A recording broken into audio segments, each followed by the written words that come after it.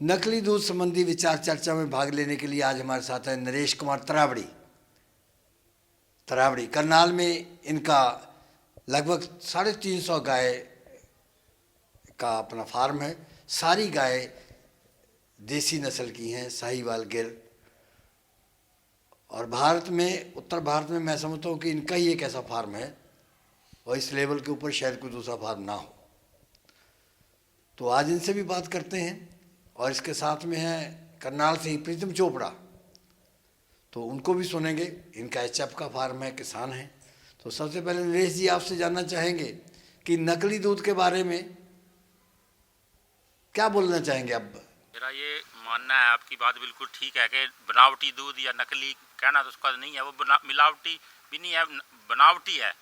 क्योंकि पाउडर से जो थैली तैयार होने लगी है, बड़ी बड़ी कंपनियां उसमें है इन्वॉल्व। उसमें एक इन्होंने अपना जो स्टैंडर्ड था माल्टोडेक्सट्रिन जिसको बोलते हैं, जो चावल से मक्का से ग्लूकोज तैयार करते हैं माल्टोडेक्सट्रिन, वो अलाउड करा लिया। वो 40-50 रुपये किलो है और उससे मिल्क पाउडर में मिक्सिंग होने लग गई है। वो सस्ता दूध पड़ता है, उससे पनीर भी बनता है, खोया भी बनता है। वो किसानों पे बड़ा नुकसानकारी हो गया। वैसे तो मिल्क पाउडर 300 रुपये किलो है, अगर उससे दूध तैयार करें तो 40 रुपये किलो दूध तैयार होगा। लेकिन जो मिल्क पाउडर में माल्टोडेक्सट्रिन मिक्सिंग आ गया है, वो सरकार उसको चेक करे कितने % अलाउड है, कितना डाल रहे हैं। वो शुगर के मरीजों के लिए, बच्चों की किडनी के लिए बड़ा नुकसानकारी है। दूध के रूप में जो माल्टोडेक्सट्रिन पी रहे हैं नकली पाउडर, वो बहुत जहर है किस्म का और उसको बंद कराना चाहिए। वो बिल्कुल नुकसानकारी है, वो कोई फ़ायदेमंद नहीं है।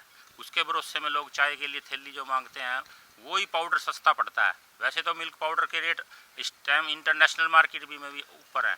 दूसरा घी में भी बटर ऑयल बाहर से आता है, पता नहीं वो बटर ऑयल किस चीज़ का है, पशुओं की चर्बी का है, दूध से तैयार है, उससे देसी घी तैयार हो रहा है प्लांटों में। ये दोनों तरफ से किसानों को दूध का रेट ही नहीं मिल पाता कि मार्केट में जो अमूल है, मदर डेयरी है, बड़ी बड़ी प्लांट है, वो इतना सस्ता थैली दे रहे हैं, 40 रुपये किलो लीटर मिल रहा है थैली। तो किसान क्यों पैदा करेगा दूध। ये नकली भी नहीं है, ये मिलावटी है, जिसको रोकना चाहिए। कैसे है ये, इसका कोई स्टैंडर्ड होना चाहिए। कितने % इसमें बटर ऑयल है, कहाँ से है, विदेशी है ये बटर ऑयल, इसमें माल्टोडेक्सट्रिन है, कहाँ से पाउडर तैयार होकर आ रहा है। यही किसानों के लिए डेयरी छोड़ने का मुख्य कारण हो गया। नरेश जी, हमारा भी यही कहना है कि नकली दूध पशुपालकों और किसानों के ऊपर बहुत बड़ी मार है। सरकार इस बात को नज़रअंदाज करके चल रही है। क्या हो रहा है, कैसे नकली दूध बन रहा है, कौन बना रहे हैं, कोई बात छुपी नहीं है। लेकिन अब आपसे फिर यही जानना चाहेंगे कि समस्या का समाधान होगा कैसे। के लिए जैसे हम दान पे MSP मांगते हैं, गेहूं पे मांगते हैं, सब चीज़ों पे जो भावांतर योजना आई है बाजरे पे, भाई जो मार्केट में बाजरे का रेट है किसान को 500 रुपये क्विंटल सरकार दे रही है। ऐसे अगर मार्केट में रेट दूध के डाउन हो तो किसानों के खाते में सब्सिडी दे, जो पशुपालक हैं उन्हीं को दे, भाई आपने दूध इस के रेट डाउन आ गए तो हम इतना देंगे, तभी दूध बचेगा, ना कि पशु बचेंगे और किसान बचेगा। वरना हमारे किसान दूध पैदा करना छोड़ देंगे और उसका सारा बेरोजगारी फैलेगी। क्योंकि गाँव में पशुपालन ही एक रोजगार का, गरीब किसान का, छोटे किसान का धंधा है। वो अगर ख़त्म हो गया तो फिर दोबारा वो किसान पशु नहीं रखेगा। नरेश जी, आपके हाव भाव बताते हैं कि बहुत चिंतित आप इस समस्या को लेकर के। और जितनी चिंता आपने जताई, अगर सरकारें इसका 10वां हिस्सा यानी कि 100वां हिस्सा भी अगर चिंता जता दें तो बात किनारे की ओर जा सकती है। तो आपका बहुत बहुत धन्यवाद है हमारे साथ इस मामले में जुड़ने के लिए, और उम्मीद करते हैं कि आगे से भी आप हमें सहयोग देंगे। अब आगे हैं प्रीतम चोपड़ा। इंदिरा रोड समौरा पे इनका फार्म है और डॉक्टर भी कहे जाते हैं। ये काफ़ी ज्ञान रखते हैं, खरीदो फरोख्त भी करते हैं, किसान भी हैं, दूध का व्यवसाय है। तो प्रीतम जी से जानना चाहेंगे कि वो क्या कहते हैं। जो दूध नकली दूध है ना, नकली दूध का तो मेन कारण अंकल जी, दूध जो पीने वाला है उसको भी देखना, अपने बच्चों को कैसा दूध पिलाना है। सबसे पहले सरकार को करना पड़ेगा, नकली दूध को रोकने के लिए अच्छे कानून बनाए। हमारे हरियाणा में ज़्यादातर यूपी का दूध आता है, यूपी से ही नकली दूध आता है। अगर उसकी मेन अच्छे कानून हो। दूसरी बात, किसानों को अच्छा सीमन मिले। जो दूध गाय 20 लीटर दूध देती है, अगर वो 40 लीटर दूध निकाल लेगी और किसानों को 20 रुपये लीटर दूध जा रहा है, अगर वो 40 रुपये लीटर दूध जाएगा, कहीं कंपनी जैसे ज़्यादा कंपनी आएगी वो दूध ज़्यादा लेंगी।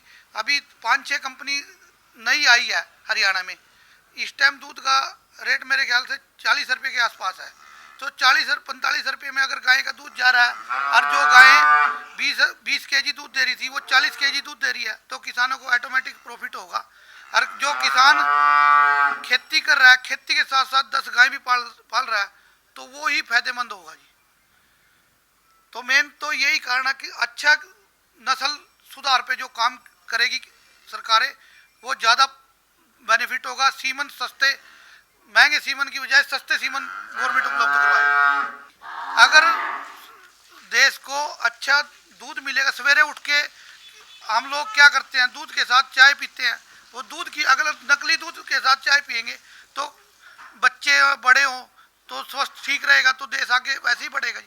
जो स्वस्थ ठीक नहीं होगा तो देश कैसे आगे बढ़ेगा। नकली दूध कोई ये कहते हैं नहीं A2 A1 मिल्क है, ये अच्छा A2 अच्छा है, दूध कोई भी खराब नहीं है जी, सिर्फ मिलावटी दूध खराब है जी। जो स्टार्टिंग होती है दिनचर्या की, लाले सवेरे उठ के तो किसानों से स्टार्ट होती है। रोटी कहाँ से खाता है, सवेरे उठता है, रोटी भी चाहिए उसको, चाय भी चाहिए, दूध भी चाहिए, किसानों से स्टार्ट है। अगर किसान नहीं करेंगे तो कहाँ से लेके आएगा। प्रीतम जी, सही कहा आपने कि दूध के बिना जीवन जो है अधूरा है। सुबह से लेकर शाम तक हर इंसान को दूध की जरूरत पड़ती है। देश के ऊपर कई तरह की आपदाएं आई हैं और किसान ने अपना फर्ज बखूबी निभाया है। लॉकडाउन में सब लोग अपना बंद करके बैठ गए, लेकिन किसानों ने अपने खेतों में इस काम को, अपने काम को बस तो जारी रखा। अब ये हम आपकी जुबानी जानना चाहेंगे कि किसान का भारत की अर्थव्यवस्था में कितना बड़ा योगदान है। किसान की कोई भी कदर करना नहीं जानता। जैसे कोई बीमारी आ गई तो गाय लंपी से मरी है, किसानों को सरकार ने क्या दिया जी। तो किसान एक ऐसा आदमी है जो किसी भी चीज़ में मिलावट नहीं करता जी। खेती करता है, गेहूँ पैदा करता है, वैसे वैसे बाजार में बेच देता। अपने किसान उसका अपना भाव भी नहीं बोल सकता भी मैं इस रेट में बेचता हूँ। हर आदमी लाले चिप्स है, कोई भी चीज़ है बिकने के लिए उस पर MRP लिखे होता है। किसान की चीज़ पे कुछ नहीं लिखा होता। वो ऐसे कैसे चावल होता है ऐसे कैसे बेच देता है। गोभी हो गया, उसको मिलावट करना आता ही नहीं है। जो किसान मिलावट करने लग गया तो सारा देश बर्बाद हो जाएगा। किसान ही एक ऐसा आदमी है जो किसी चीज़ में मिलावट नहीं करता जी। प्रीतम जी, आपने चर्चा में भाग लिया, हम आपके भी बहुत आभारी हैं। एक बार फिर नरेश जी का आभार व्यक्त करेंगे। उन्होंने भी बहुत सही जानकारी दी और बताया कि कौन से तत्व जो हैं हानिकारक हैं दूध में। हमसे फ़ोन आया कि आप जो है सिर्फ पशुपालकों को या किसानों को इस प्रोग्राम में क्यों शामिल करते हैं। तो हमने कहा हम खुद भी कम बोलते हैं, राजनीतिकों को भी नहीं बुलाते हैं और जो माहिर हैं उनको भी नहीं बुलाते, उनका काम नहीं है ये। वो कहते जिस टन लागी वही जाने। तो किसानों को ये दर्द झेलना पड़ रहा है, इसका नुकसान झेलना पड़ रहा है, वो इसका सही तरीके से इसका एहसास करा सकते हैं कि कैसे होगा समाधान। प्रोग्राम में शामिल होने के लिए बहुत बहुत धन्यवाद। अगले प्रोग्राम तक इंतजार करें। जय हिंद।